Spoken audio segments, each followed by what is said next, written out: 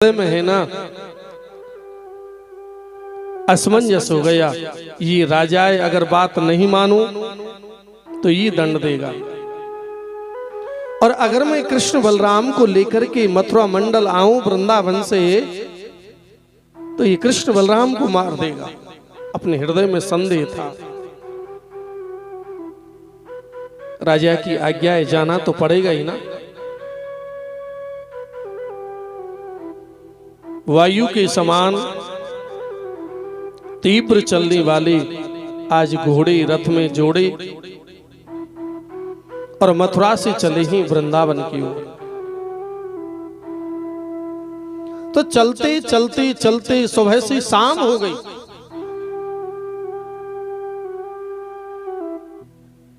कभी किसी दशा में घोड़े निकल जाते हैं, कभी किसी में निकल जाते हैं। ऐसी वायु की समान तेज चलने वाले घोड़े, फिर भी सुबह से शाम तीव्रेण वायु वेगेन,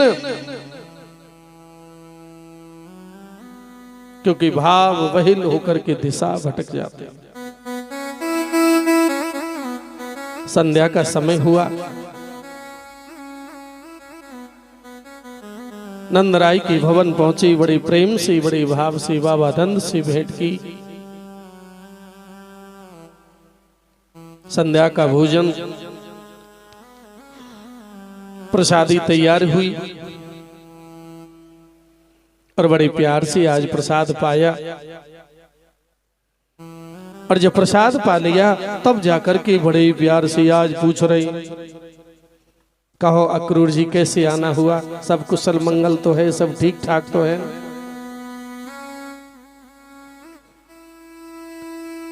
जिस कारण से आए हैं ना, आज कहने में बड़ा संकोच हो रहा है, मैं कैसे कहूं। फिर भी समझाया,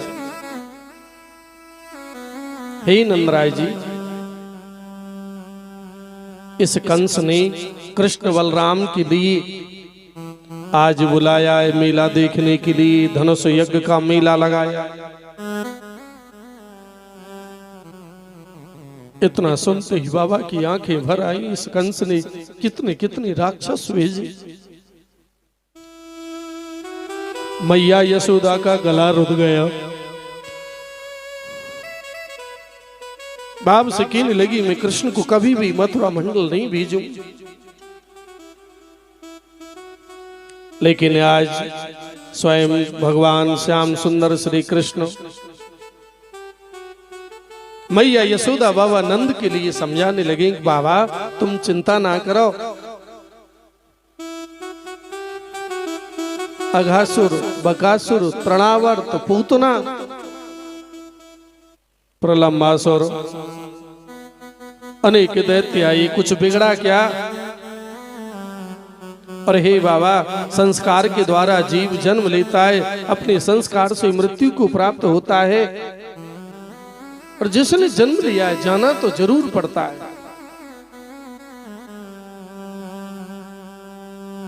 बहुत सुंदर उपदेश दिया है, लेकिन मैया यशोदा ने तो अंक में भर लिया, नहीं कान्हा मैं तुमको नहीं जाने दूंगा। बड़े भाव से रात भर सत्संग चला, घर की बातें हुई। देखो प्रेम की बात है। जब इतना वैभव नहीं था ना, जब भी कोई रिश्तेदार आता तो रात रात भर बैठ करके पास में बातें किया करते। अब अलग अलग रूम कमरे हो गए जी, अपने कमरे में अलग, अपने कमरे में अलग। जो प्रेम है ना, जैसा समय बढ़ता जा रहा है वैसा बदलता जा रहा है। सुखदेव जी कहते हैं कि हे राजन, सवेरा हुआ। सवेरा हुआ तो भगवान कृष्ण बलराम दोनों तैयार हो गए चलने के लिए सीधे।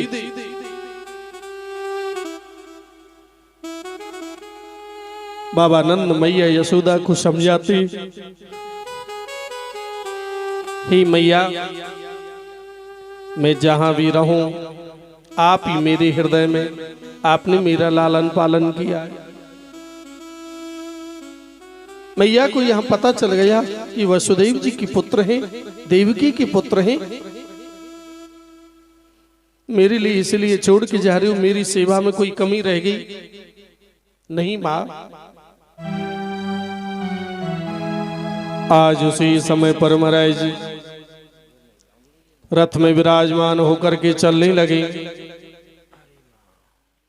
उधर में प्रातःकाल इन गोपियों के लिए पता चल गया कि श्याम सुंदर श्री कृष्ण चंद्र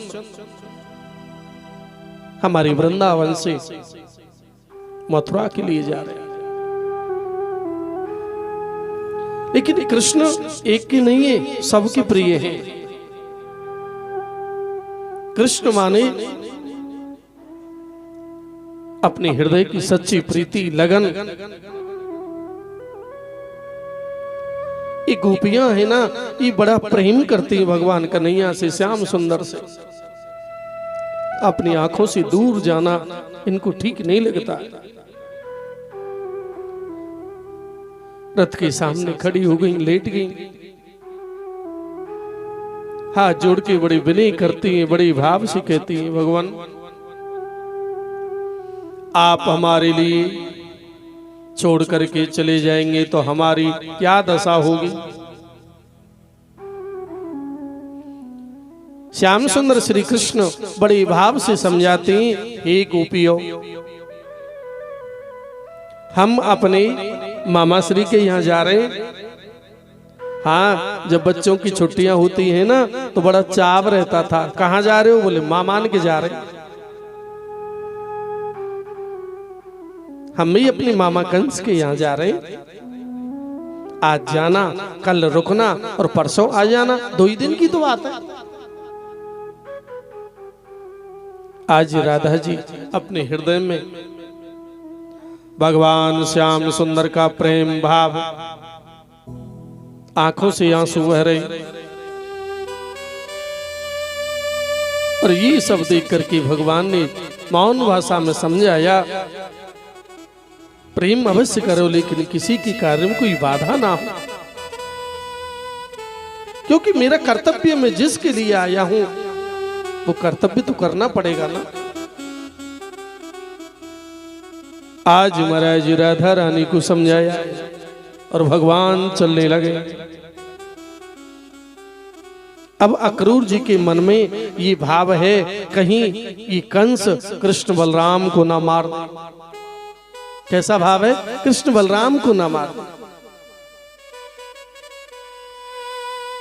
आज महाराज उसी समय मन में संदेह चल रहा है, उथल पुथल चल रही है। जब अधूरा ज्ञान होता है ना, पूर्ण विश्वास नहीं होता है ना, तो कभी कभी विश्वास डगमगाने लग जाता है। भक्त भी सोच रहा है मैं भगवान के यहाँ आ तो गया, कहीं ऐसा नहीं ऐसा हो जाए, अधूरा मामला रह जाए। तो अक्रूर जी के हृदय का जो संदेह है, भक्त राज के हृदय के संदेह के लिए आज महाराज दूर कर रहे हैं, मिटा रहे हैं। भगवान कन्हैया कहते हैं, चाचा जी सुनो जी, हमने तो स्नान कर लिया, आपने स्नान नहीं किया है, जल्दी जल्दी यमुना जल में स्नान कर लो। अक्रूर जी ने रथ रोक दिया और बड़े भाव से यमुना जल में डुबकी लगाई स्नान करने के लिए। और यमुना जल में जब डुबकी लगाई तो अद्भुत दृश्य नजारा देखा। क्या नजारा देखा? शेष सैया पर साक्षात रूप से भगवान श्याम सुंदर श्री कृष्ण विराजमान है। शेष के रूप में बलराम जी हैं, दाऊ जी हैं, महाविष्णु के रूप में साक्षात श्री कृष्ण आज दर्शन दे रहे हैं। कहां? यमुना जल में। फिर सोचने लगे, रही वो तो ऊपर रथ पर बैठे, अब ऊपर आई, पानी से बाहर आई तो हाथ में बंसी ले रखी है और कृष्ण बलराम बैठे हुए। पौने चुबकी लगाई तो महाविष्णु के दर्शन, बाहर आए तो कृष्ण बलराम रथ पर विराजमान है। ये पक्का विश्वास हो गया कि कृष्ण बलराम ही महाविष्णु के अवतार हैं, कोई दूसरा नहीं है। अपने जितने भी गुप्तचर लगा रखे थे ना, उन सब की छुट्टी कर दी, भाई सब छुट्टी पर जाओ आराम से, इनकी रखवाली हम क्या करेंगे, ये जगत पिता सबकी रखवाली करेंगे। मन का विश्वास दृढ़ हो गया। इसलिए अपने विश्वास को बनाए रखो। कभी डगमगाने की स्थिति हो तो उसी से प्रार्थना करो, हमारे विश्वास को और दृढ़ कर दो प्रभु। आज धन्य प्रभु की कृपा। सुखदेव जी कहते हैं कि हे राजन, मेरे गोविंद आगे बढ़े, आगे चले। अब तो निर्भय हो गए अक्रूर जी। इधर में कंस का एक धोबी था, बड़े भाव से महाराज राज कर्मचारी के आज महाराज बड़े भाव से वस्त्रों को धोया करता है राजा कंस के। और जब बराबर में रथ पहुंचा, भगवान ने बड़े भाव से रथ रोकवा दिया। चाचा जी रथ रोक दो। बड़े भाव से हम मामा जी के यहाँ जा रहे हैं, कोई ऐसे छोटे मोटे वस्त्र थोड़ी, हम भी ऐसे ही सुंदर सुंदर वस्त्र पहन के चलेंगे। साथ में तोष प्रतोष बलभद्र श्री दामा मन सुखा, ये सब सखा हैं। जैसे रथ रोका, धोबी से कहने लगी, बोले जी ये सुंदर वस्त्र हमारे लिए भी पहना दो। एक बार तो देखा ही नहीं जी, आपसे ही कह रही हैं ये सुंदर वस्त्र हमारे लिए भी पहना दो ना। धोबी कहने लगा, तुम्हारे लिए थोड़े ही है, तुम तो ग्वाला हो, ये तो महाराजा कंस के वस्त्र हैं। एक बार घुमाया, दो बार घुमाया, पुनः तीसरी बार निवेदन किया और धोबी ने जवाब दिया, ये तुम्हारे लिए नहीं, राज ऋषि वस्त्र। श्याम सुंदर ने एक ही मुष्ट का मारी धोबी का उद्धार कर दिया है। बोलिए द्वारकाधीश भगवान की जय। तो बड़े ही भाव से प्रश्न किया। राजा परीक्षित कहते हैं, भगवान धोबी ने क्या बिगाड़ा भगवान का जो उद्धार कर दिया? ये क्या लीला है, क्या रहस्य? सुखदेव जी कहते हैं कि हे राजन, इसमें भी राम कथा में त्रेता में आना पड़ेगा। ये सब योग संयोग के द्वारा जीव मिलते, अपने कर्म का फल मिलता है। हम और आप मिले हैं ना, ये योग है, ये भी एक योग है, ये प्रभु की कोई लीला है कि करम प्रताप तुरंग नचावत और कर्म से पुत्र पति नर होई। कर्म से पुत्र सुपुत्र कहावत, कर्म से और बड़ो न कोई। कर्म घट्यो लंका पति रावण, सोने की लंक छिनक में खोई। अरे गुमान करे मन मूरख, कर्म करे सो करे नाए कोई। कर्म में इतनी ताकत होती है कि कर्म के द्वारा एक परिवार में हम तुम सब इकट्ठे हो जाते हैं। आज एक मंच में कथा के रूप में हम तुम सब आमने सामने, ये गोविंद की कोई अन्न जल का संस्कार। तो पूर्व जन्म में त्रेता में श्री कृष्ण भगवान श्री राम जी के रूप में थे और राम जी की ऐसी व्यवस्था थी, उनके राज्य में कभी भी किसी के लिए कोई कष्ट नहीं हुआ है। दैहिक दैविक भौतिक तापा, दैहिक दैविक भौतिक तापा, दैहिक दैविक भौतिक तापा, दैहिक दैविक भौतिक तापा। राम राज्य का हो नहीं व्यापा, राम राज्य का हो नहीं व्यापा। राम राज्य काहू नहीं व्यापार। राम राज्य का हो नहीं व्यापार। आपसे कोई पूछे भाई आप लोग सब बढ़िया कुशल मंगल? हाँ महाराज जी, राम जी के राज है। इसका मतलब आनंद है सब प्रकार से। तो राम जी के राज्य में सबके लिए बड़ा आनंद है, कोई दुखी नहीं है। तो राम जी ने एक दिन मन में भाव आया, विचार किया, मैं मेरी प्रजा को देखूं सही, मेरे राज्य में कोई जीव दुखी तो नहीं है। तो प्रभु श्री राम जी ने अपना वेश बदल लिया, साधारण अपना वेश, और रात्रि में थोड़ा भ्रमण करके देख रहे थे कि राजा की प्रति प्रजा की कैसी भावनाएं, अपने राजा को कैसा किस दृष्टि से देखते हैं। और चलते चलते नगर में भ्रमण कर रहे थे। अब संयोग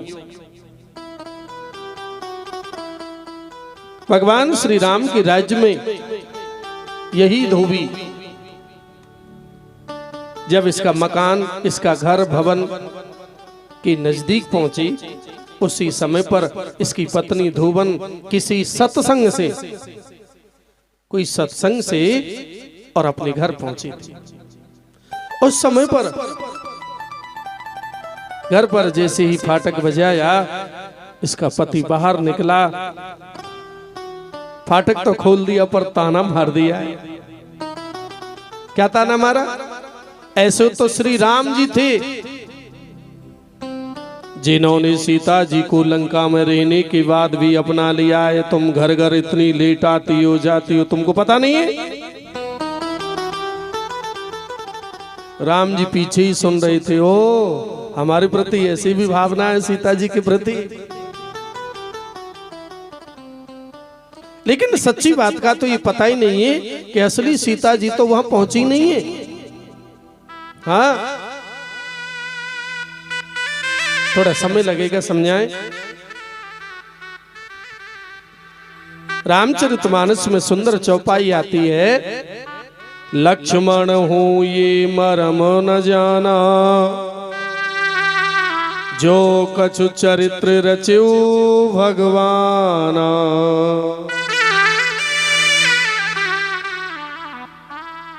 तो मेरी प्रभु विष्णु के अवतारी श्री राम जी ने अवतार लिया, लक्ष्मी के अवतार सीता जी ने अवतार लिया, शेष के अवतार लक्ष्मण जी। और कथा आती है राम जी के लिए वनवास हो गया और पंचवटी पर आए। और जब पंचवटी पर आई ना, तो यहां पर बड़ी सुंदर भाव से तुलसी बाबा ने एक चौपाई और लिखी है, जब लगे करो निशाचर नासा, तब तक करो अगिन में वासा। सीता जी श्री राम जी ने कहा, जब तक मैं निशाचरों का नाश करूं तब तक तुम अग्नि में प्रवेश कर जाओ। है या नहीं? चौपाई है, पढ़ना। तो सीता जी के लिए यहां अग्नि देव के लिए समर्पित कर दिया। मेरे राम जी के पास में था अग्निबाण, सीता जी को कहीं दूर नहीं जाना पड़ा। अग्नि ने अपनी गोदी में लेकर के अग्निबाण में, यानी कि राम जी की तूर्णी में ही, राम जी के पास में ही सीता जी का निवास है, उसी अग्नि में, कहीं बाहर नहीं है। तो फिर अब यहाँ कौन सी सीता जी? क्या नकली? बोले नहीं, ये भी नकली नहीं। अगली चौपाई लिखी, लक्ष्मण हूं ये मर्म न जाना, जो कछु चरित्र रच्यो भगवाना। लक्ष्मण को भी पता नहीं लगने दिया कि प्रभु कैसी लीला करना चाहते हैं, क्या करना चाहते हैं। तो फिर यहां ये सीता जी कौन सी है? अब आपके लिए सतयुग में आना पड़ेगा। ये त्रेता चल रहा है ना, राम जी का समय है ना, इससे पहले की बात है, अब सतयुग की बात है। सतयुग में महाराजा कुशध्वज हुए आनंद रामायण से। तो महाराजा कुशध्वज बड़े ही भाव से धर्मज्ञ राजाएं भगवान की सेवा किया करते हैं, विष्णु की उपासना करते हैं। भगवान के भजन से, प्रताप से इनके एक सुंदर कन्या का जन्म हुआ और जन्म लेते ही उस कन्या ने वेद मंत्रों का उच्चारण किया। ओम सहस्त्र शीर्षा पुरुषा सहस्त्राक्ष सहस्त्रपाद सभो में ग्वंग स्मृत्वा तिष्ठत सांगुलम। वेद मंत्रों का उच्चारण किया ना तो नाम रख दिया इस कन्या का वेदवती। आ रहा है ना समझ में? वेदवती।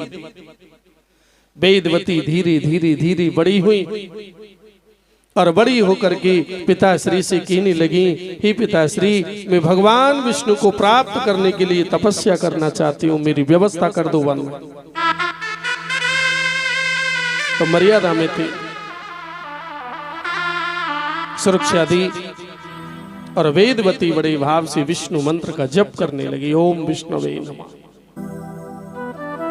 एक बात बताऊं, इतनी गहरी तपस्या की कि भगवान विष्णु का, इंद्रादि देवताओं का सिंहासन हिलने लग गया। हाँ, तो माता लक्ष्मी ने बड़े भाव से भगवान विष्णु से निवेदन किया, प्रभु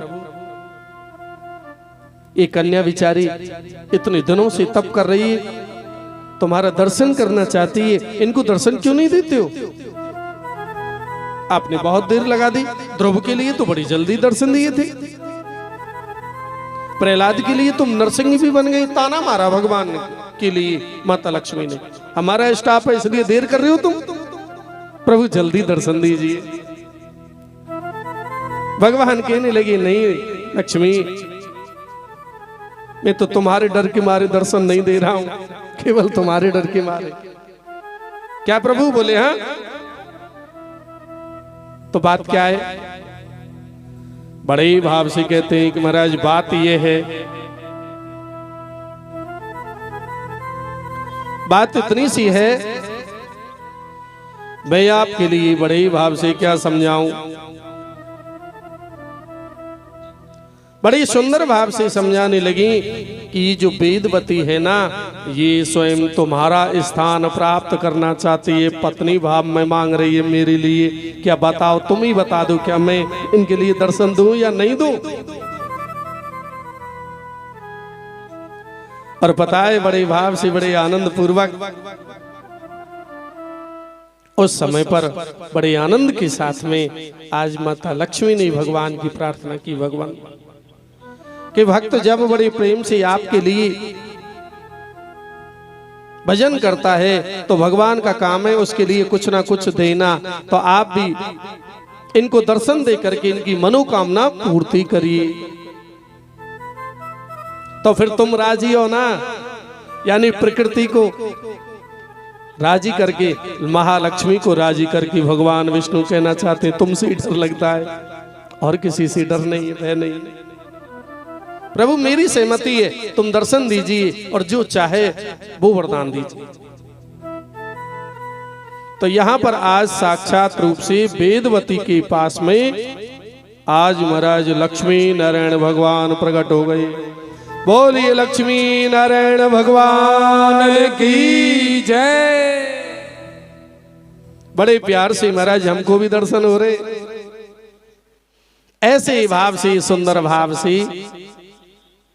बरम ब्रूही वेदवती, तुम वरदान मांगो, क्या मांगना चाहती? तो वेदवती बड़े भाव से कहने लगी, प्रभु हे नारायण, आप देना ही चाहते हो तो मेरे लिए तो यही वरदान दो। कौन सा वरदान? मुझे अपने चरणों में स्थान दीजिए, जगह दीजिए, मैं आपकी पत्नी बन सकूं, पत्नी भाव स्वीकार करिए। भगवान इशारा करते हैं लक्ष्मी की ओर, लक्ष्मी देख लो यही मांग रही है ना। हाँ प्रभु यही तो मांगा है, पर देना पड़ेगा क्योंकि भक्त की इच्छा है। तो भगवान विष्णु कहते हैं तथास्तु, लेकिन समय आने पर हम तुम्हारा आह्वान करेंगे। इस समय पर पत्नी बनाने का कोई स्थान नहीं है क्योंकि सतयुग चल रहा है, और जब त्रेता चलेगा, त्रेता में मेरी राम लीला होगी, राम की कथाएं होंगी। उस समय पर मेरी लीलाओं में तुम्हें आवाहन करूंगा तो स्वयं तुम्हारे लिए पत्नी का स्थान मिलेगा। अब समझ में आएगा आपके लिए कि भगवान विष्णु, माता लक्ष्मी, श्री राम और सीता जी के रूप में साक्षात रूप से प्रकट हुए। लक्ष्मण जी शेष के रूप में प्रकट हुए। चलते चलते महाराज वनवास हो गया और पंचवटी पर आ गए। और जब पंचवटी पर आए ना तो तुलसी बाबा ने इतनी बड़ी इस कथा के लिए जो अभी अभी आपने सुनी, इस कथा को साइलेंट चौपाई में लिख दिया है। आहा, कितना सुंदर बात। लक्ष्मण हूँ ये मरम न जाना, जो कछु चरित्र रच्यो भगवाना। और हे सीता जी, अब भगवान विष्णु के रूप में राम जी अवतार में है ना, सीता जी से कहते हैं जब लगी करहो निशाचर नासा, तभी तक करो अग्नि में। दोनों का काम सिद्ध हो गया। सीता जी से कहा सुनो, तुमने जो वचन दिवाया था ना सतयुग में वेदवती को कि पत्नी बना लो, अब बनाने में फायदा है, क्योंकि अब सीता हरण की लीला होने वाली है, तुम तो कर जाओ अग्नि में प्रवेश। कहा प्रभु ठीक है, आपकी लीला अब आई मेरी समझ में। सीता जी भी नहीं समझ पाई कि प्रभु क्या लीला करना चाहते। अग्नि में प्रवेश कर गई तो लक्ष्मी अवतार सीता जी तो अग्नि बाण में थी, भगवान प्रभु श्री राम जी के साथ में एक क्षण के लिए अलग नहीं है। और वेदवती जो थी ना, उनका आह्वान किया पत्नी के रूप में, और यहाँ उनको यहाँ आह्वान करके सीता जी का रूप दिया है, यानी पत्नी का रूप दिया है। वही गुण है, वही रूप है, वही पहचान है। तो हनुमान जी जब वहां जाते हैं लंका में, प्रणाम करते, आशीर्वाद मिलता है। अजर अमर गुण निधि सुत हो, करऊं बहुत रघुनायक छोहू। तो हनुमान जी आज भी अजर अमर हैं। अब ना तो वो सीता जी नकली हैं और ना ये सीता जी नकली हैं। और रावण को मार के भगवान श्री राम पुष्पक विमान लेकर जब चलने लगे, लक्ष्मण से कहा लक्ष्मण इतने दिन ये सीता जी लंका में रही हैं, आप स्वयं यहाँ पर अग्नि प्रकट करो, हम परीक्षा लेंगे। ये नहीं कह रहे कि हम उसको प्रकट करेंगे असली को और वेदवती को भेज देंगे। इस रहस्य को लक्ष्मण जी भी नहीं समझ पाए थे। आज महाराज इसी बात के लिए धोबी भी नहीं समझ पा रहा है और ताना मारा है यहाँ पर। समझ गए अब क्या ताना मांगा? अरे वो तो श्री राम जी थे जो सीता जी को रावण के यहाँ लंका में रहने पर भी अपना लिया। मैं तो ऐसा कभी नहीं करता। तो निर्दोष सीता जी के लिए भगवान श्री राम जी ने आज यहाँ पर असली वनवास तो अब हुआ है, आज हुआ है। भगवान राम कहते इस समय तो मैं मर्यादा में हूं, लेकिन तुमसे इसका जरूर जवाब मिलेगा। तो ये वही धोबी था। और आज भगवान श्री कृष्ण राम जी मेरे कृष्ण बन के आए और यहाँ एक ही मुष्टकाम महाराज उद्धार किया है। बोलो कृष्ण बलदेव की जय हो। तो सुंदर सुंदर वस्त्र पहने, अब तो पोशाक बड़ी बड़ी है, न पाने की थोड़ी है, किसी और की है, राजा कंस की है। अब मामान को जा रहे, वाल वाल बड़ी प्रसन्न है। बचपन होता है, कितनी प्रसन्नता होती है। बड़े हो जाएं तो मामा को याद भी ना करेंगे तो, लेकिन बचपन में तो हम कहां जा रहे हैं, बोले मामा को। और बड़े भाव से महाराज भगवान आगे बढ़े, आगे चले। तो श्याम सुंदर श्री कृष्णचंद्र जी का परम भक्त था दर्जी। और दर्जी नित्य प्रति भगवान के लिए पुष्प चढ़ाता है, फूल चढ़ाता है और प्रार्थना करता है, प्रभु आपके कब दर्शन होंगे। और आपके दर्शन हुए तो भक्त भगवान से प्रार्थना करता है, अपने चरणों में दे दो ठोर, अपने चरणों में दे दो ठोर, बसा लो निज चरणन में, बसा लो वृंदावन में। गाइए। बसा लो निज चरणन में, बसा लो वृंदावन में। अपने चरणों में दे दो ठोर, ए प्यारे चरणों में दे दो ठोर, बसा लो निज चरणन में, बसा लो वृंदावन में। हो बसा लो निज चरणन में, बसा लो वृंदावन में, बसा लो निज चरणन में, बसा लो वृंदावन में।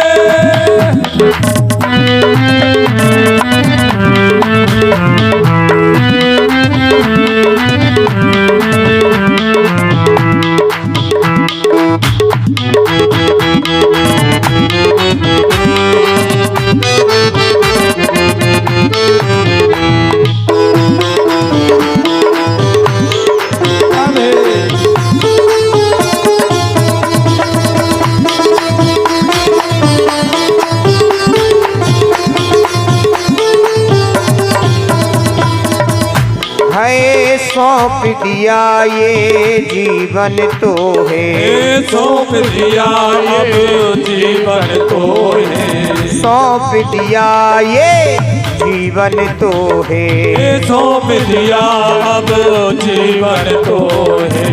रखियो जिस विद रखना मोहे, ओ रखना जिस विद रखना हो, है रखियो जिस विद रखना मोहे, ओ रखियो जिस विद रखना हो। वो तेरे दर्शन करेंगे उठ भोर, तेरे दर्शन करेंगे वो, बसा लो निज चरणन में, बसा लो वृंदावन में, बसा लो निज चरणन में, बसा लो वृंदावन में। चरणों में दे दो ठोर, अपने चरणों में दे दो ठोर, बसा लो निज चरणन में, बसा लो वृंदावन में। मेरी श्यामा बसा लो निज चरणन में, बसा लो वृंदावन में।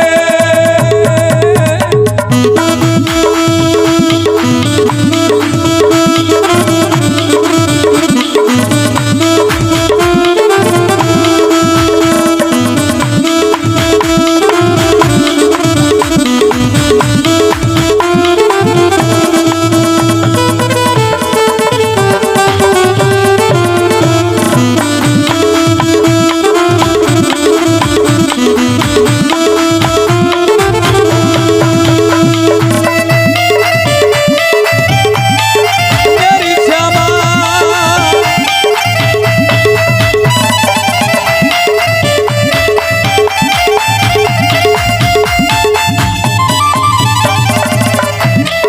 है चाहे गोपी ग्वाल बना लो, ओ चाहे गोपी ग्वाल बना लो, है चाहे गोपी ग्वाल बना लो, ए चाहे गोपी ग्वाल बना लो, है लता पता चाहे डाल बना लो, ऐ लता पता चाहे डाल बना लो, है लता पता चाहे डाल बना लो, ऐ लता पता चाहे डाल बना लो, चाहे ब्रज का बना लो कोई मोर, चाहे ब्रज का बना लो कोई मोर, बसा लो निज चरणन में, बसा लो वृंदावन में, श्यामा डालो निज चरणन में, बसा लो वृंदावन में। अपने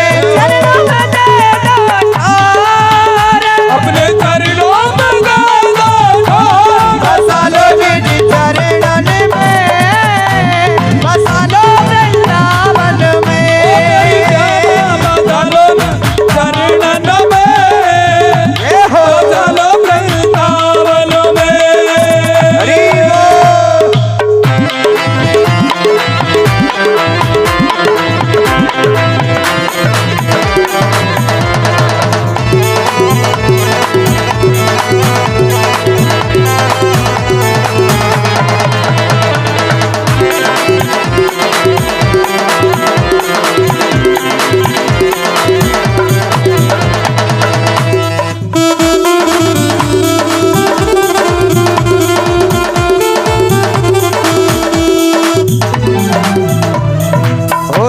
दिन तेरी सेवा करेंगे, उस दिन तेरी सेवा करेंगे, इस दिन तेरी सेवा करेंगे, इस दिन तेरी सेवा करेंगे। ओ चरणों में तेरे श्रद्धा रखेंगे, ओ चरणों में तेरे श्रद्धा रखेंगे, चरणों में तेरी श्रद्धा रखेंगे, ओ चरणों में तेरी श्रद्धा रखेंगे।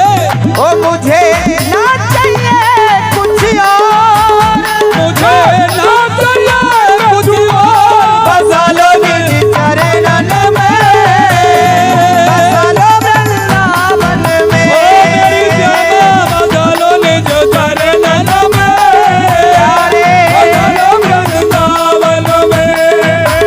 अपने चरणों में दे दो ठोर प्यारे, चरणों में दे दो ठोर, बसा लो निज चरणन में, बसा लो वृंदावन में, क्या बसा लो निज चरणन में, बसा लो वृंदावन में, बसा लो निज चरणन में, बसा लो वृंदावन में, बसा लो निज चरणन में, बसा लो वृंदावन में, बसा लो निज चरणन में, बसा लो वृंदावन में, बसा लो वृंदावन में, बसा लो निज चरणन में, बसा लो वृंदावन मन में।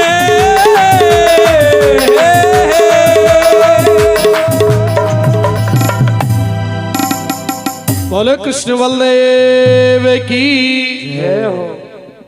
आज उसी समय पर बड़े भाव से महाराज बड़े आनंद पूर्वक गोविंद की कृपा दर्जी ने भगवान की प्रार्थना की तो ठाकुर जी उसी दर्जी की यहाँ पर पहुंच गई जो परम भक्त है। अब देखिए भक्त फोटो को मिलाता है, जैसे हम तुम घर में तस्वीर रखते हैं, फोटो रखते हैं और भगवान की ओर देखते हैं। कभी ठाकुर जी की ओर देखता है और कभी उस फोटो की तरफ देखता है।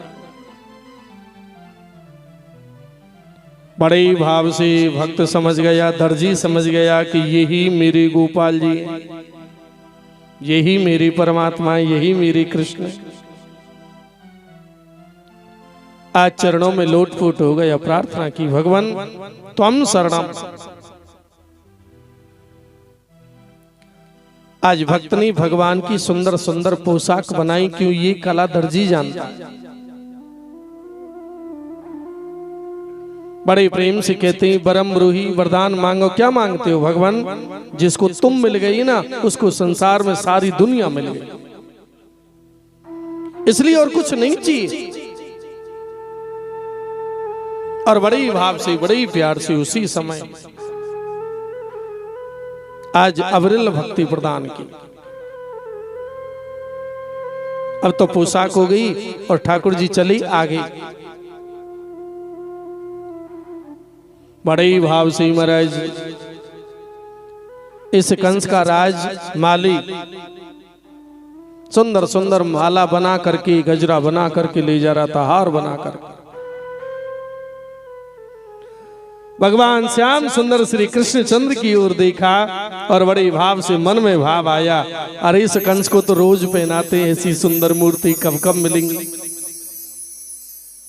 और बड़े ही भाव से महाराज आज माल्यार्पण किया है भगवान के।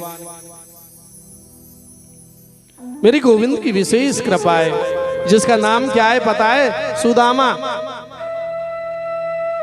अब सुदामा नाम के पंडित जी भी हुए, ब्राह्मण देव भी हुए और सुदामा नाम का माली भी हुआ है। क्या अर्पण किया? बोले फूल। तो महाराज वहीं से इनकी एक शाखा उत्पत्ति हो गई। और क्या भाव पड़ गया? फूल माली। क्योंकि भगवान के लिए भाव अर्पण किया, फूल अर्पण किया। आगे महाराज भगवान श्याम सुंदर, भगवान श्याम सुंदर आगे पहुंचे, आगे बढ़े हैं और बड़े भाव से क्या देखा पता है? कंस की दासी जिसका नाम है कुब्जा, चांदी की कटोरी में कपूर, केसर, कस्तूरी का घिसा हुआ सुंदर सुंदर बड़ा सुगंधित चंदन है। अब देखिए ब्रजवासी चकाचक रहते, सुंदर वस्त्र पहनते, गले में माला है और माथे पर महाराज चारों तरफ में भाव से चंदन लगा दिया। भगवान ने कहा, हे सुंदरी, ये चंदन हमारे भी लगा दो। तो बड़े भाव से रो रो करके बड़े प्रेम के असुरों से चंदन तो लगा दिया, पर मन में भाव आया कि श्री कृष्ण ने मेरी हंसी उड़ाई है क्योंकि मेरा शरीर टेढ़ा मेढ़ा है। और एक बात बताऊं, कोई भी बेचारा हाथ पैर से परेशान हो, लंगड़ा लूला हो, क्योंकि तो प्रकृति ये शरीर है, देह है, किसी का भी हो सकता है, उसकी कभी हंसी मत उड़ाओ। हो सके तो गिरे को उठा करके उसका सहारा बनो, वरना किसी के लिए आपकी वाणी के द्वारा मन क्रम वचन से किसी को आहत ना हो। आपका शरीर सुंदर है, ये भगवान की कृपा है। आपका शरीर निरोग है, ये गोविंद की विशेष कृपा है। आप बड़ी ताकतवर हैं, ये भगवान की विशेष कृपा है। आप धनवान हैं, क्या क्या विशेषण दो, इतनी कृपा हमारी पर भगवान ने की रखी। तो ठाकुर जी ने आज महाराज बड़े ही भाव से कृपा की। रिज कुब्जा है ना, केवल चंदन से ठाकुर जी प्रसन्न हो गए। अपनी अंगूठे के पैर से अंगूठे के पैर को दाबा, थोड़ी में हाथ लगाया और एक सुंदर झटका मारा जो सर्वांग सुंदर अप्सरा के समान बना दिया है। बोलिए कृष्ण बलदेव की जय हो। यह है मुरली वाले की कृपा, जिस पर रीझ जाए तो चंदन पर प्रसन्न। दुपट्टा पकड़ लिया, प्रभु मेरी कुटिया में पधार। भगवान कहते हैं हम जरूर कुटिया में तो आएंगे, लेकिन कंस को मार करके, कंस का वध करके हम जरूर आपके पास आएंगे। अब आप विचार कीजिए, भगवान को फूल चढ़ाना, ठाकुर जी की बड़ी प्रेम से चंदन चढ़ाना, ये सब, लेकिन इन सब का अपना अपना अलग अलग फल मिलता है। फूल चढ़ाने का भाव क्या है? माल्यादीनी सुगंधानी माल्यादीनी वै प्रभो मया हितानि पुष्पाणि पूजार्थम प्रतिगृह्यताम्।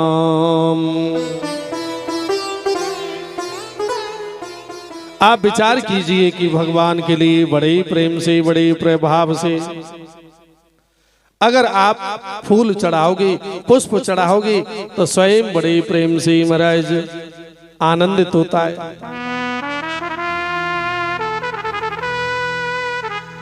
चंदन चढ़ाने का क्या भाव है? जो माथे पर, मस्तिष्क पर चंदन लगाते, ये कोई वैसे थोड़ी लगाते हैं ब्रजवासी, दिखाने को नहीं, फल मिलता है। चंदनस्य महत् पुण्यम पवित्रम पापनाशनम आपदम हरते नित्यम लक्ष्मी तिष्ठतो सर्वदा।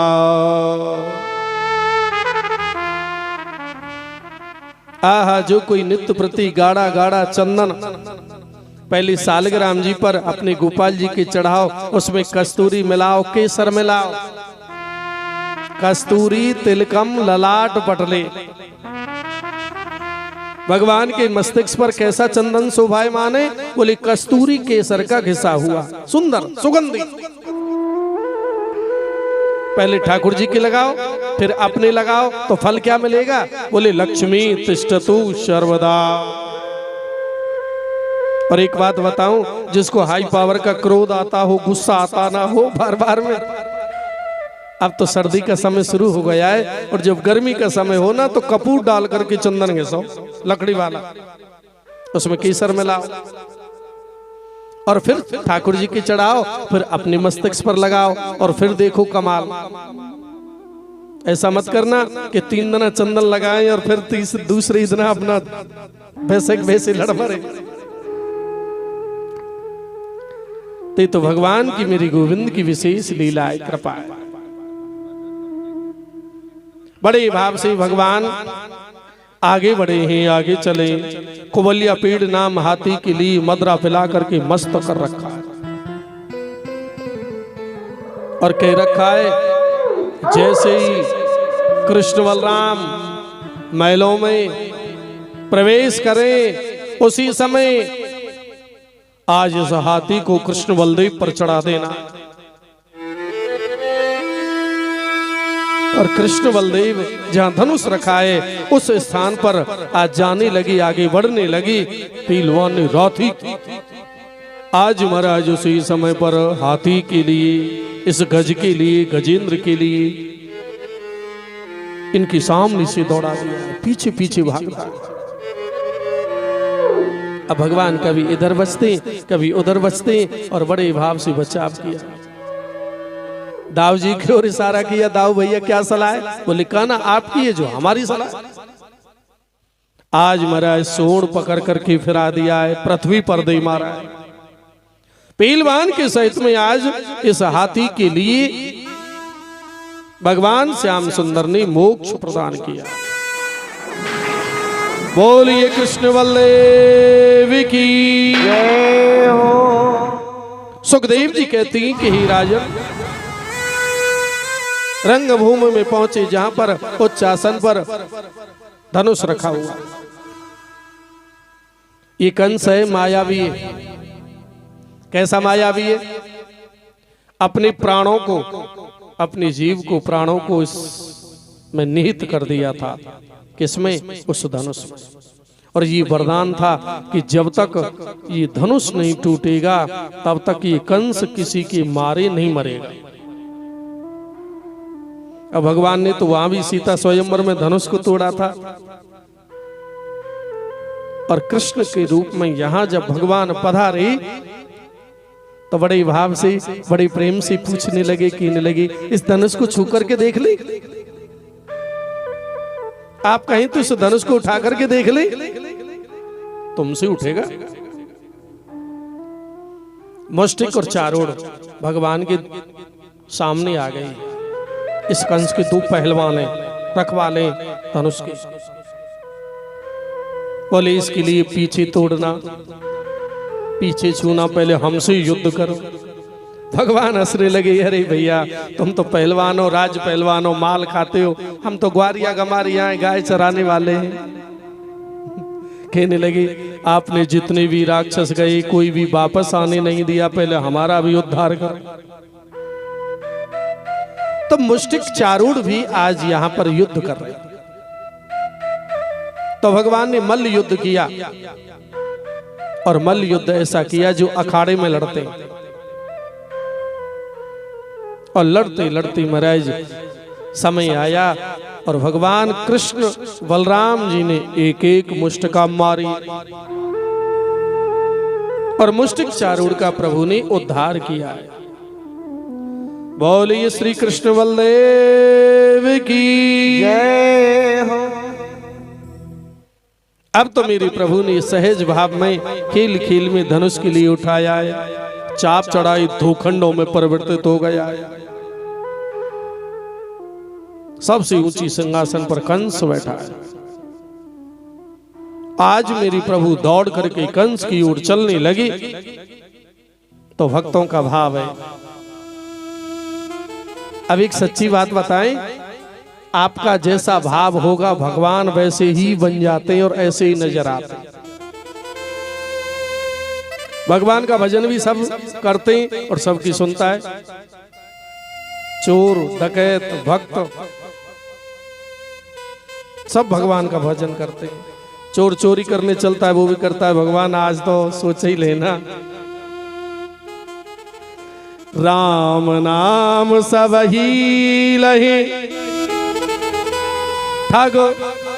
ठाकुर और चोर बिना प्रेम रीजत नहीं, नटवर नंद किशोर।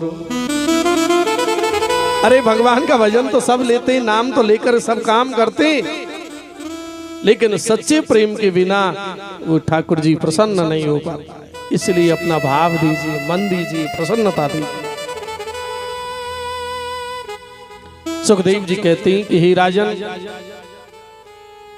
भगवान कृष्ण वो नजर आ रहे हैं जैसी भावना उस सभा में जाके जैसी भगवान के प्रति भाव है ना, जैसी भावना है ना, ऐसे नजर आ रहे हैं। कौन? भगवान।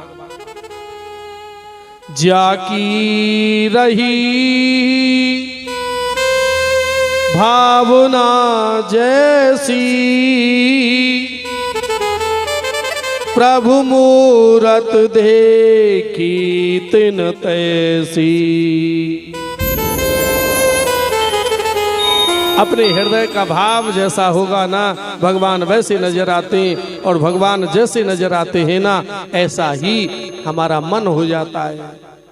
अब देखिए, भगवान के शत्रु हैं, उनको शत्रु नजर आ रहे हैं, जो मित्र हैं उनको अपने सखा नजर आ रहे हैं, और जो भक्त हैं उनको चतुर्भुज रूप में भगवान के विष्णु महाविष्णु के दर्शन हो रहे हैं, और जो शत्रु हैं ना उनके तो काल नजर आ रहे हैं। इस कंस को तो काल नजर आ रहे हैं। दौड़ करके भगवान श्याम सुंदर श्री कृष्ण ने आज इस कंस के सिंहासन पर पहुंचे। क्या देखा? मायावी कंस अनेक रूप बना ली, कंस ही कंस दिख रहे। ये माया करना जानते, लेकिन माया तो भगवान की श्री कृष्ण की दासी है। माया माया जग भजे, माधव भजे न कोई, जो कदापि माधव भजे माया चेरी हो।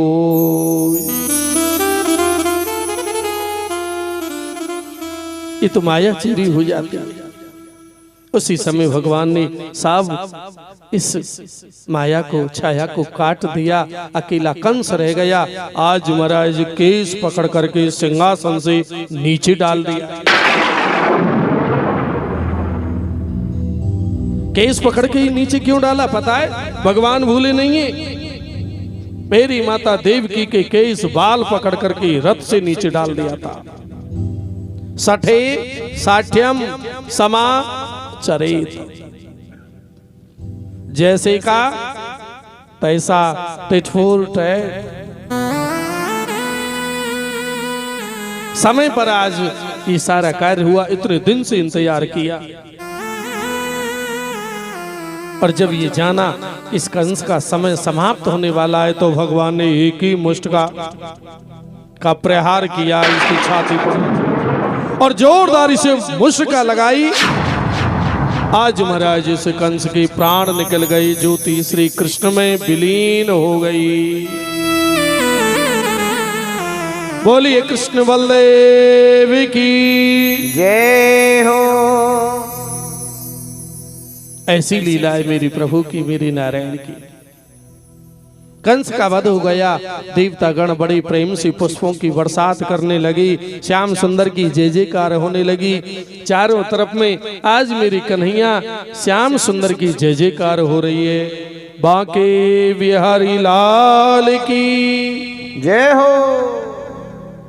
तो यहाँ कंस को मार करके भगवान श्याम सुंदर ने सबको सुख किया। और बताए इधर में आज भगवान ने सबसे पहले अपने माता पिता वसुदेव देवकी के लिए जेल से निकाला।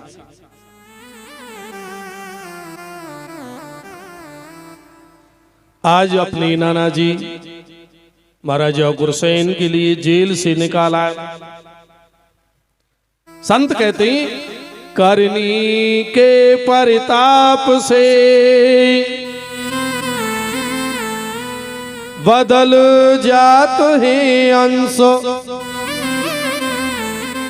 हरिणा कुश के हर हुए उग्रसेन के कंस।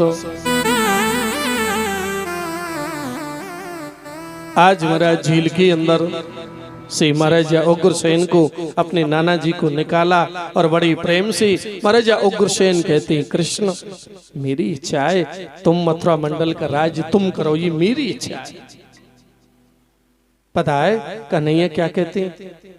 नहीं नाना जी, अगर मैं मथुरा मंडल का राज्य करूंगा ना तो ये सारा नगर ये कहेगा कि कृष्ण ने राज्य के लोभ से कंस को मारा है, इसलिए अपने राज्य को आप संभाली और गद्दी पर विराजमान किया। बड़े भाव से मेरे प्रभु ने अपने नाना श्री का राज्य अभिषेक किया है। अब तो सुंदर जय जयकार होने लगी है, भगवान की स्तुति होने लगी है। श्याम सुंदर भगवान की जय। जय हो। बोलिए बांके बिहारी लाल लाल की जय। जय जय श्री राधे श्याम। जय जय श्री राधे। पर हाथ उठे आधे। जय हो। हाँ ध्यान ही ना है, बहुत दिन को तो पता ना घर पहुंच अब क्या आ जाएंगे पूरे। हो तेरे नैना बड़े रसीले,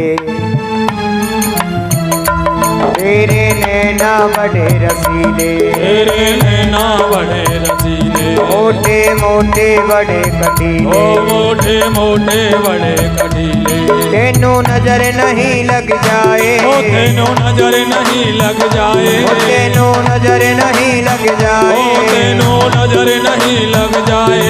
मेरे श्याम मेरा सावरा सलोना घनश्याम है, ओ मेरा सावरा सलोना घनश्याम, मेरा सावरा सलोना घनश्याम।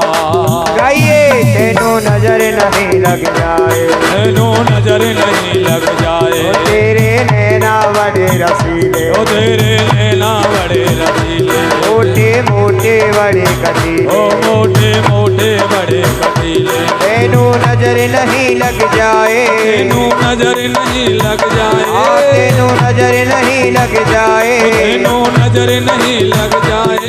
मेरे श्याम मेरा सावरा सलोना घनश्याम, सावरा सलोना घनश्याम।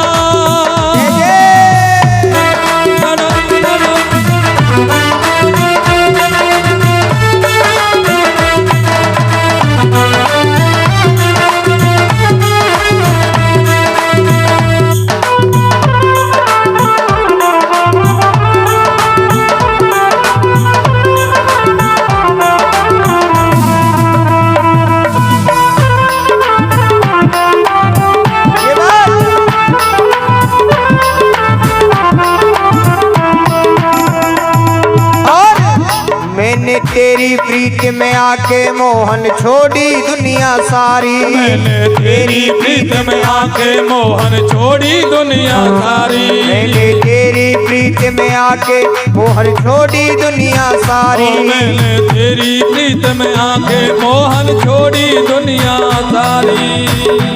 पहले प्रीत लगाते प्यारे अब करते हो सियारी, अब प्रीत लगा कर प्यारे अब ये करते हो होशियारी। मैं तो गली गली में हो गई, मैं तो गली गली में हो गई, मैं तो गली गली में हो गई, मैं तो गली गली में हो गई बदनाम।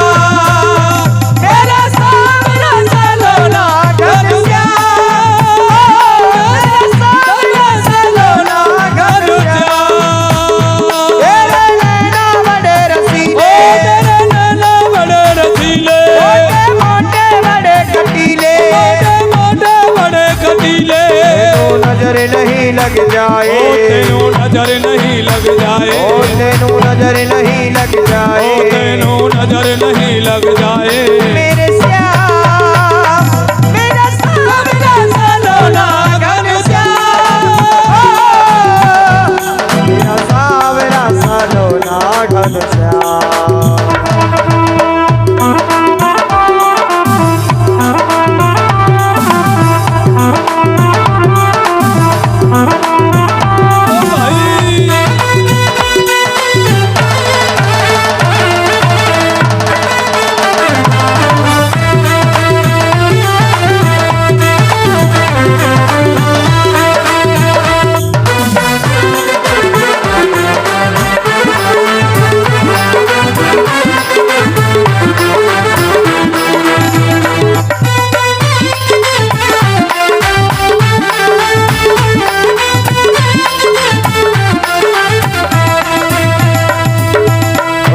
सच्चे आशिक को तड़पाना ये तो अच्छी बात नहीं ओ है। सच्चे आशिक को तड़पाना ये तो अच्छी बात नहीं है। सच्चे आशिक को तड़पाना ये तो अच्छी बात नहीं है। सच्चे आशिक को तड़पाना ये तो अच्छी बात नहीं है।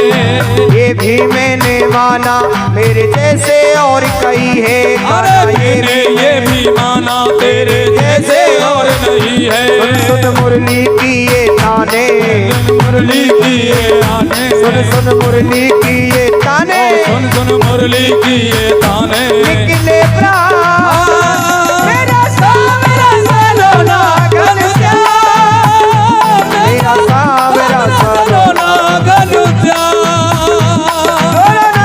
बड़े रसीले, बड़े रसीले, मोटे बड़े कटीले, बड़े कटीले, नैना बड़े रसीले, बड़े रसीले, मोटे बड़े कटीले, बड़े कटीले। तेनू नजर नहीं लग जाए, तेनू नजर नहीं लग जाए, तेनू नजर नहीं लग जाए, तेनू नजर नहीं लग जाए।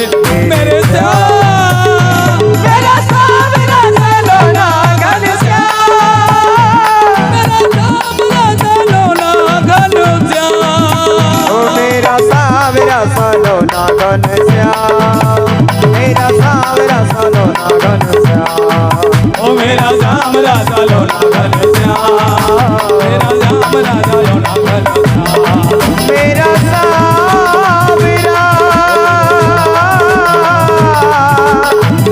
सलोना घनश्याम, मेरा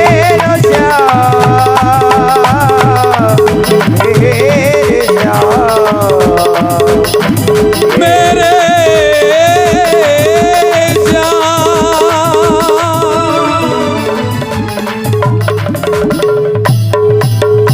बोलिए बांके बिहारी लाल की जय जय श्री राधे श्याम।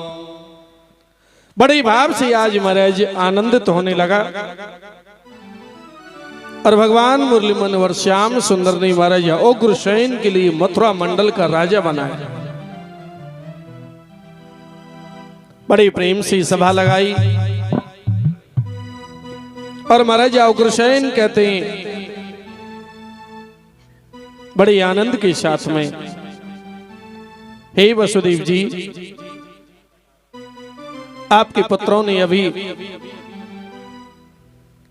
किसी भी प्रकार से शिक्षा प्राप्त नहीं की। आप शिक्षा बड़े भाव से महाराज इनके लिए दिलाई और बड़े आनंद के साथ में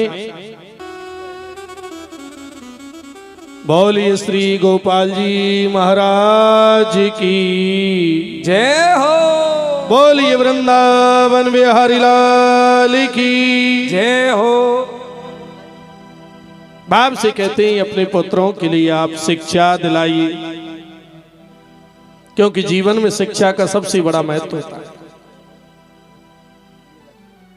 और शिक्षा हो, साथ में प्रेम हो, विशुद्ध प्रेम हो तो कहना ही क्या। अब स्वयं पढ़ी पढ़ाई हैं, उनको पढ़ने की क्या आवश्यकता है, पर संसारिक मर्यादा बनाने की तो आवश्यकता है। जैसा बड़े आचरण करते हैं वैसा छोटे वाले करते हैं। इधर में महाराज गुरु आश्रम के लिए भगवान तैयार हुए। कृष्ण बलराम रथ में सवार होकर के गुरु जी के आश्रम के लिए चले। तो भगवान श्री कृष्ण के गुरु जी कौन है? सांदीपन ऋषि। और सांदीपन ऋषि का आश्रम कहाँ है? उज्जैन में। उज्जैन में आश्रम चलाते हैं। उज्जैन में बड़े भाव से महाराज विद्यार्थियों को शिक्षा देते हैं गुरुजी, जहां महाकालेश्वर भगवान भोलेनाथ विराजमान है। सुखदेव जी कहते हैं राजन, भगवान जाने लगी तो रास्ते में एक विद्यार्थी बैठा है, पैर में कांटा लगा हुआ है, रोने लग रहा है। बाप से पूछा तुम कौन हो? भगवान ने रथ रोका। क्यों रोते हो? उस विद्यार्थी ने बड़े भाव से, बड़े आत्मविश्वास से कहा, हे मित्र, मेरे पैर में कांटा लगा हुआ है। अब विचार कीजिए, इस विद्यार्थी ने ठाकुर जी से कहा मित्र, और बड़े प्रेम से, बड़े भाव से भगवान ने जब ये शब्द सुना, कांटा निकालने का प्रयास किया। वैसे नहीं निकला ना तो अपने दांतों से कांटे को निकाला। क्यों? ये है विप्र सुदामा, ब्राह्मण देव है, भगवान क्षत्रिय।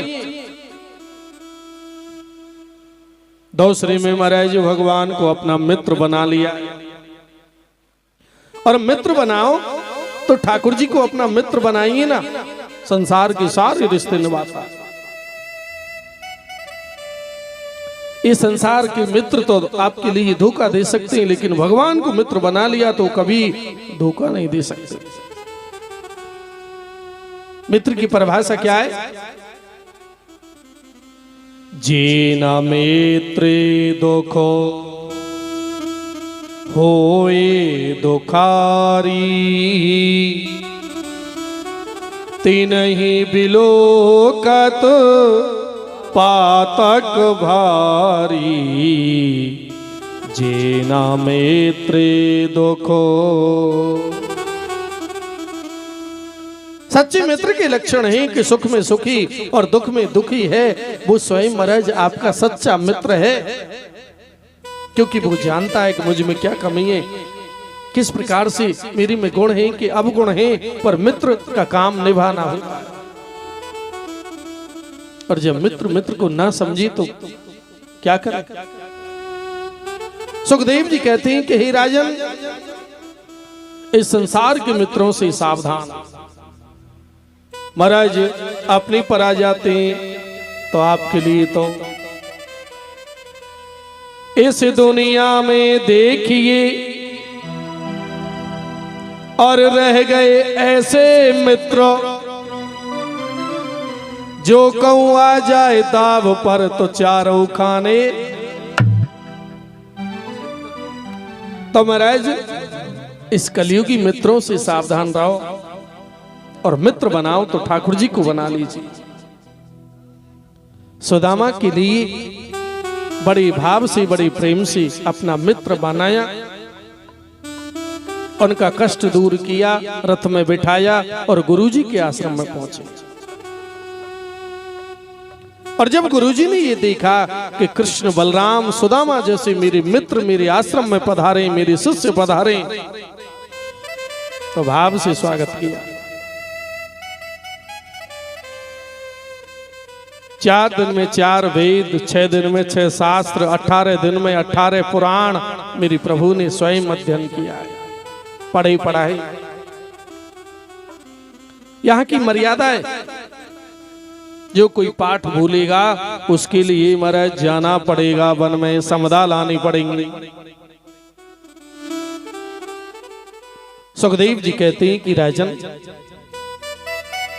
एक दिन भगवान बड़े भाव से ठाकुर जी के लिए, सुदामा के लिए, बलराम जी के लिए पाठ पढ़ा रहे थे, और गुरु जी पूछ भी रहे थे सांदीपन से, बोले सुदामा कल वेद मंत्र पढ़ाए थे, आप उनका उच्चारण कीजिए। कहने लगे गुरुजी, आज तो मैं भूल गया। तुमको पता है समदा लानी पड़ेंगी, वन में जाना पड़ेगा भोजन बनाने को। बोले कान्हा जी खड़े हो जाओ। भगवान खड़े हो गए, कहने लगे गुरुजी मैं भूल गया। बोले तुम जरूर भूल गए होंगे, क्यों? कि सुदामा जाएगा इसलिए ना। आज उसी समय पर हमारा आपके लिए भी वही सजाए, तुमको भी जाना पड़ेगा। सुखदेव जी कहते हैं राजन, जब वन में समधा लेने के लिए जाने लगे तो उसी समय माता श्री ने थोड़ी सी चना गुड़ आश्रम में कोई विद्यार्थी लेकर के आया हुआ था, वही दुपट्टे में बांध दिए और बड़ी भाव से कहा, दोनों भैया आधे आधे खा ले। बड़ा सुंदर समय है, रिमझिम रिमझिम महाराज नन्ही नन्ही बूंदें पड़ रही हैं, शीतल मंद सुगंध त्रिविध बयारी चल रही है।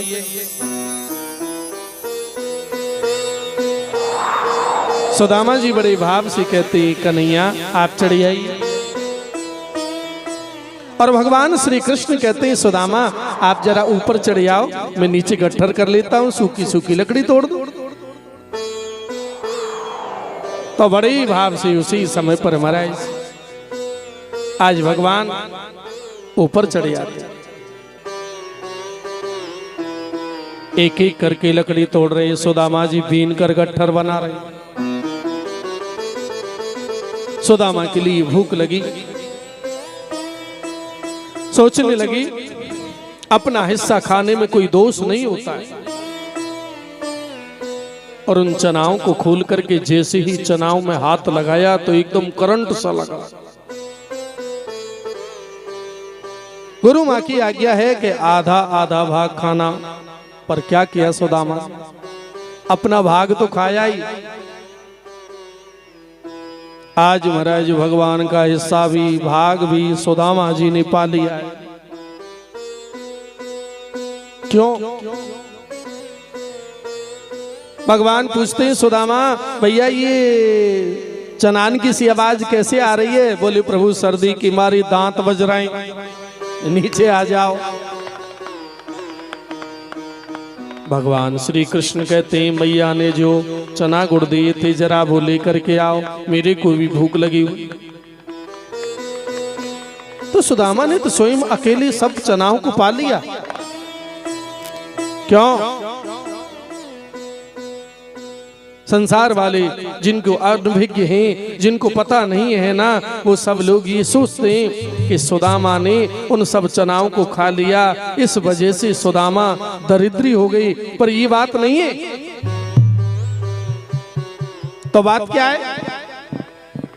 बोले बात ये है, अब ध्यान से समझना, सुदामा जी ने ये सब चना अकेले क्यों खाए? इसलिए खाए थे जहां पर सांदीपन ऋषि का आश्रम है ना, उसी के पास में एक छोटा आश्रम और है, और एक बूढ़ी ब्राह्मणी, बूढ़ी मैया भजन करती है आश्रम। एक दिन उनको खाने के लिए पास में कुछ भी नहीं था। आप जैसे भक्त रास्ते में जा रहे थे, बोले माँ के दर्शन करता चलो, पूछता चलो कुछ है या नहीं है आश्रम में, क्योंकि ऐसी चलती पहले से चलाया। और बड़े भाव से आश्रम में जाकर के आटा दाल देखा तो कुछ नहीं है पास। बच्चों के लिए घर पर ले जा रहे थे भुनी हुई चना। भक्त कहने लगा, बूढ़ी मैया आज तो कुछ और नहीं है पास में, ये सेवा ये चना है ना, इनको बड़े प्रेम से आज पा लेना, सतुआ बना लेना, कल सुबह तुम्हारी व्यवस्था हो जाए। आश्रम तो ऐसे ही चलते आ रहे हैं शुरू से। महाराज बड़े भाव से इशारा कर दिया, बोले उधर रख दो। अब भक्त उन चनाओं को देकर के चली गई, और इधर में क्या हुआ, सांदीपन ऋषि के शिष्य जिसमें कृष्ण बलराम पढ़ते हैं, उसी आश्रम के विद्यार्थी घूमते घूमते उसी आश्रम में आ गए। अब छोटे बच्चे हैं, इधर उधर देखा, इधर उधर देखा तो और तो कुछ मिला नहीं, वो चनाओं की पोटली मिल गई। और चनान की पोटली को लेकर के आज महाराज चल दी। बूढ़ी मैया की आंखें खुली और ध्यान से देखा है, वैसे भी खाने को कुछ नहीं है। आज उसी समय पर दौड़ करके कहने लगी, बेटा ये छोड़ जाओ। पर विद्यार्थी नहीं रुकी, दौड़ लगाने लगी। अब बूढ़ी मैया भग तो नहीं सकी, पीछे पीछे और उसी समय महाराज वचन बोल दिए, श्राप दे दिया, जो इन चना ने खावे गो भूई दरिद्री। अरे मेरी भूखी आत्माएं, मेरे लिए भोजन नहीं मिला है, तुम छोड़ जाओ, रुक जाओ। नहीं रुके तो मैया भूखी आत्माओं से अपने भाव से वचन निकल गए, जो इन चना ने खावे गो भूई दरिद्री। अब विद्यार्थियों की मन में एकदम भाव आया, पतो ना है बूढ़ी मैया जन कहा बुरबुरा रही। हाँ, वो चना ले जा करके गुरुजी को जाके दिए, बोले गुरुजी ये हमें पाए हैं। विद्यार्थी है, खोल करके देखा तो उसमें चना, पोटली बांधी, पत्नी को दे दी। बड़े भाव से आज वही चना कृष्ण बलराम जब समदा लेने के लिए वन में जाने लगे ना, ये शाम की घटना है, और सवेरे सुबह प्रातः काल के समय पर आज वही चना उठा करके किसके लिए दे दिए? सुदामा के लिए और कृष्ण के लिए। आधा आधा खा लेना। और सुदामा के लिए जब भूख लगी, सुदामा संध्या करता है, गायत्री का उपासक है, भजन करता है, ब्राह्मण है, और जैसे ही चनाओं को हाथ लगाया तो पूरी कथा समझ में आ गई। ओ बूढ़ी मैया का श्राप लगा हुआ है इसमें। एक भी दाना अगर श्री कृष्ण ने खा लिया तो पूरा विश्व श्रीहीन हो जाएगा, क्योंकि ब्रह्म ये परमात्मा ये पूरा विश्व है ना, पूरा संसार है ना, ये सब का सब गरीब हो जाएगा। अरे सुदामा, इस सब की पीड़ा को दूर करने के लिए विप्र ब्राह्मण तो क्या काम आएगा? भगवान के लिए अपना भजन सर्वस्व करता है। तो मेरे मित्र तो कृष्ण है, मेरे मित्र स्वाभिमान है, अभिमान है।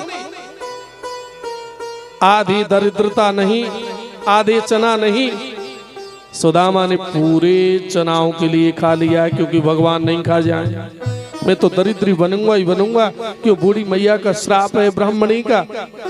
अगर भगवान ने एक भी दाना खा लिया तो पूरी सृष्टि श्रीहीन हो जाएगी। इस वजह से पूरा दोष अपने पर ले लिया। भगवान नीचे आकर के कहते हैं, अरे सुदामा, ये दरिद्रता अकेले अकेले ने ओढ़ ली, मित्र तो सगे होते हैं, आधा बांटना चाहिए था ना, मैं भी तुम्हारा हिस्सेदार होता। बोल नहीं प्रभु, आपने कृपा की और स्वयं बड़े भाव से तुम मेरे पर दया रखना, इस दरिद्रता में मुझको मत भूल जा। भगवान ऋणी हो गए सुदामा की और कहने लगे, सुदामा चिंता ना करो, समय आने पर इस ऋण का मूल्य, जैसे मेरी राजभवन है ना, जैसे मेरा राज्य होगा, वैसा मेरे मित्र सुदामा का हो। ये बात केवल कृष्ण और सुदामा जानते हैं, तीसरा कोई नहीं जानता। और मूर्ख लोग कहते हैं कि ब्राह्मण है, सुदामा ने चोर के चना खाई तो बड़ा टीस दर्द होता है। सुदामा जैसा विप्र ब्राह्मण चोर करके चोरी करके खाएगा? असंभव। उस बूढ़ी मैया की ब्राह्मणी के श्राप के कारण सुदामा दरिद्री बना, क्योंकि विद्यार्थी थे, समझते नहीं थे। हमारा तुम्हारा सबका संकट हरण अकेली सुदामा ने किया, और सुदामा का संकट हरण तो स्वयं श्री कृष्ण कर सकते हैं, दूसरा कोई देव नहीं। गुरु जी के आश्रम में आई, प्रणाम किया, विद्या अध्ययन पूरी हुई। आश्रम से जब चलने लगी तो कहो गुरु जी, गुरु दक्षिणा मांगो, क्या मांगना चाहते हो? बड़े ही भाव से महाराज उसी समय गुरु सांदीपन कहते हैं, हे कृष्ण, देना ही चाहते हो तुम मेरे लिए अविरल भक्ति दो, इसके अलावा कुछ नहीं चाहिए। सांसारिक वस्तु तो बिल्कुल नहीं चाहिए।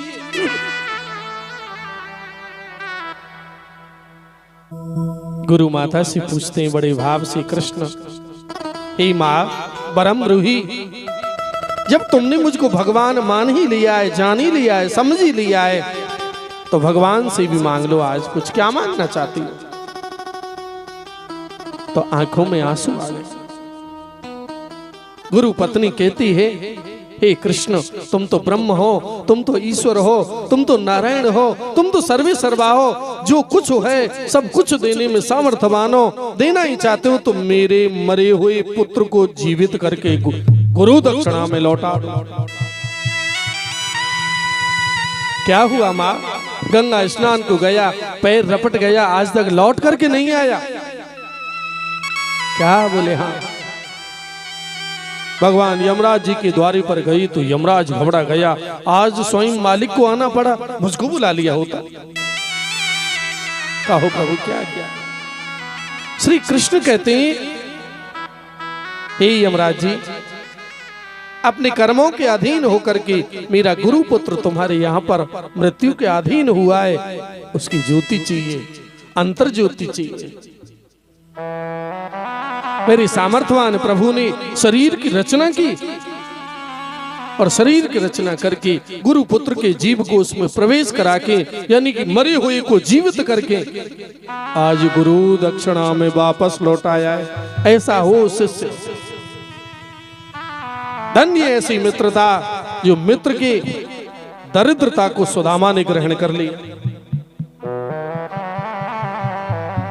आज शिक्षा पूरी हुई और बड़े प्रेम से, बड़े भाव से महाराज चलने लगे। इधर में गुरु जी की आश्रम में विद्यार्थी की शिक्षा पूरी हुई। विद्यार्थी कहता है, गुरु जी गुरु दक्षिणा मांगो, क्या मांगना चाहते हो? तो मच्छिंद्र नाथ, गुरु गोरखनाथ के गुरु जी मच्छिंद्र नाथ गुरु गोरखनाथ से कहते हैं, गोरखनाथ अब तुम्हारी शिक्षा दीक्षा पूरी हो गई। गोरखनाथ जाने लगे बड़े भाव से। मच्छिंद्र नाथ कहते हैं, गुरु दक्षिणा नहीं दोगे? गुरु जी अवश्य देंगे। तो मेरे को ऐसी वैसी नहीं, ऐसी गुरु दक्षिणा चाहिए। तो कबीरदास जी ने बहुत सुंदर लिखा है, समझने का प्रयास करना। श्री राधे बोलिए सदगुरुदेव भगवान की जय।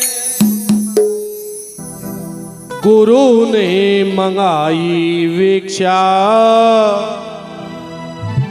गुरु ने मंगाई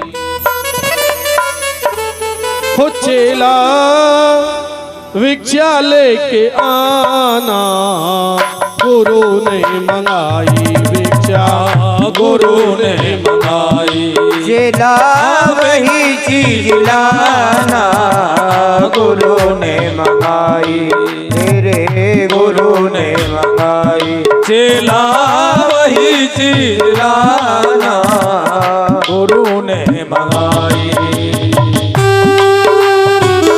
सदगुरुदेव भगवान की जय हो।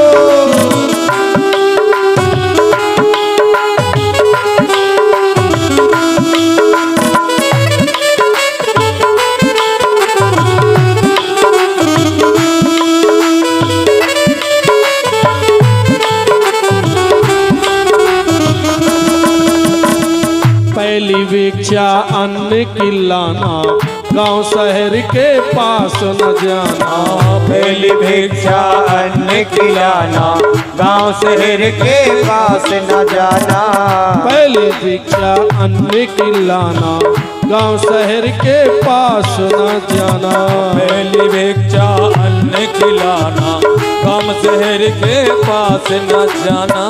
खेत खलियान को छोड़ के चेला, खेत खलियान को छोड़ के चेला झोली भर के लाना, गुरु ने मंगाई चेला वही चीज लाना, गुरु ने मंगाई। और चेला वही चीज लाना रे। सदगुरुदेव भगवान की।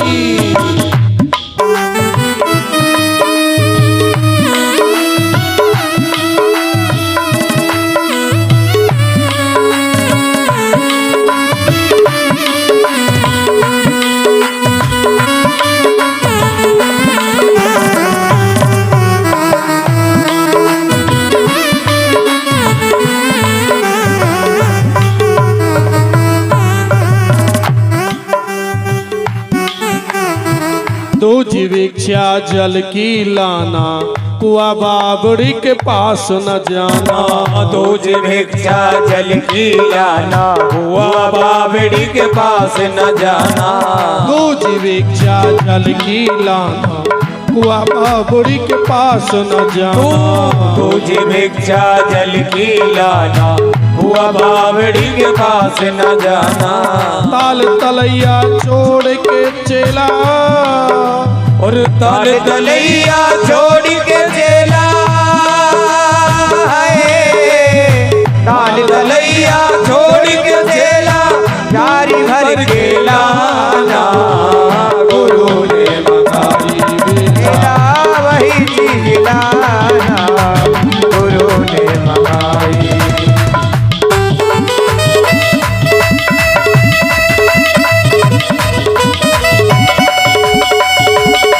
श्री हरि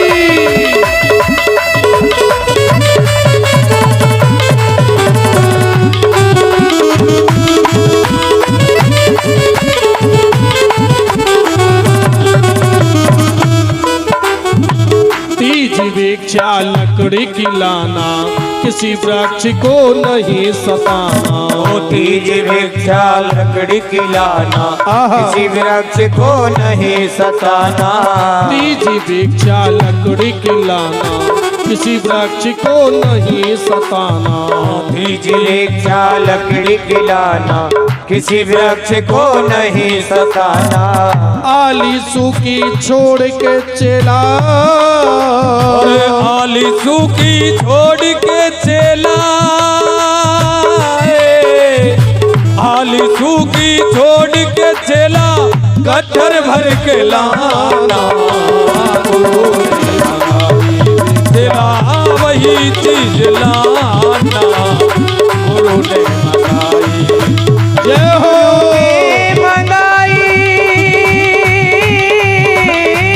श्री हरि। गुरु ने मंगाई चेला वही चीज लाना, गुरु ने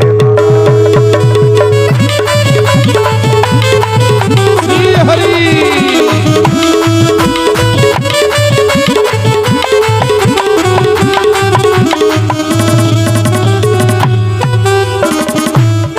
चौथी भिक्षा मांगी, बड़ी अद्भुत। चौथी भिक्षा मांस की लाना, किसी जीव को नहीं सताना। और चौथी भिक्षा मांस की लाना, किसी जीव को नहीं सताना। चौथी भिक्षा मांस की लाना, किसी जीव को नहीं सताना। चौथी भिक्षा मांस की लाना, किसी जीव को नहीं सताना। पशु पक्षी को छोड़ के चेला, अरे पशु पक्षी को छोड़ के चेला, ओ जिंदा मुर्दा छोड़ के चेला, जिंदा मुर्दा छोड़ के चेला, खप्पर भर के लाना। गुरु ने मंगाई बेला, गुरु ने मंगाई। चेला वही चीज लाना, गुरु ने मंगाई। श्री हरि। वही चीज लाना रे, गुरु ने मंगाई।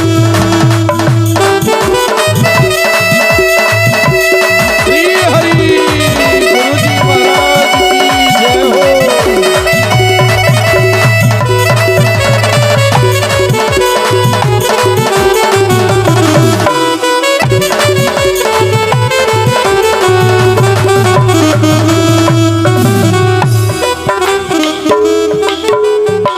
कहे मच्छिंदर सोनवाई को रखो, ये पद है निर्वाणा। कहे मच्छंदर सुन जति गोरख, ये पद है निर्वाणा। कहे मच्छिंदर सोनवाई को रखो, हरि ये बोल। पद है निर्वाणा। कहे मच्छंदर सुन जति गोरख, ये पद है निर्वाणा। जो कोइया को अर्थ लगावे, और जो कोइया को आरती लगावे, हरि। जो कोइया को आरती लगावे, वो है संत सुजाना। गुरु ने मंगाई चेला, गुरु ने मंगाई चेला। वही चीज लाना गुरु ने मंगाई। चेला वही चीज लाना गुरु ने मंगाई, गुरु ने मंगाई। चेला गुरु ने मंगाई।